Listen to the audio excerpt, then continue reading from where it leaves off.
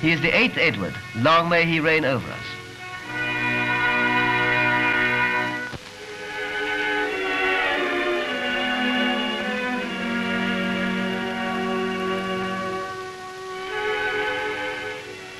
Watched over by his estate servants, the body of the dead king lies in state before the altar of Sandringham Parish Church.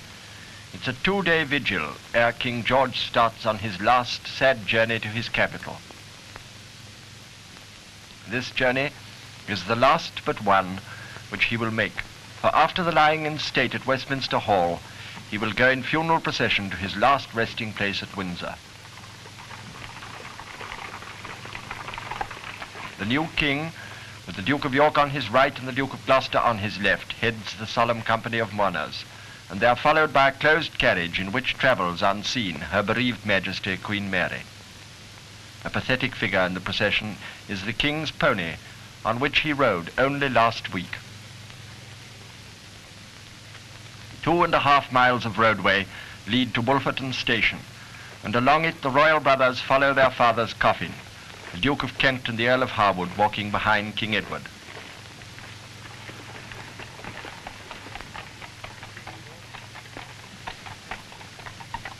And so, from the little wayside station, the royal train bearing the coffin leaves for London.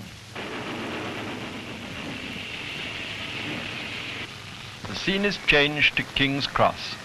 The bereaved family, including the widowed Queen, stand grouped on the platform as the coffin is borne from the train to the gun carriage. Upon it is placed the imperial crown, and in silent honor, the capital of the empire receives back its king, whose last question of his last conscious moments was, "How is the empire?"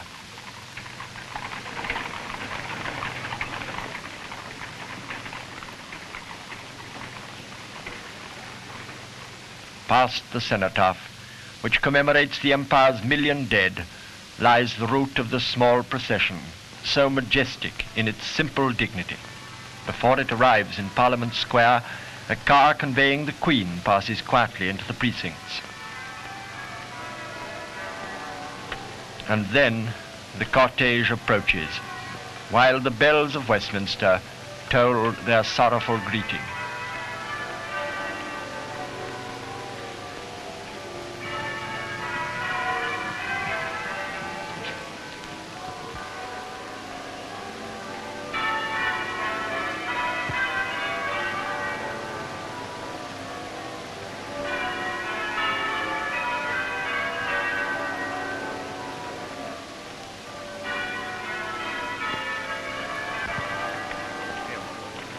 On the Victoria Tower, at half-mast, flies the Union Jack, Parliament's outward sign of grief.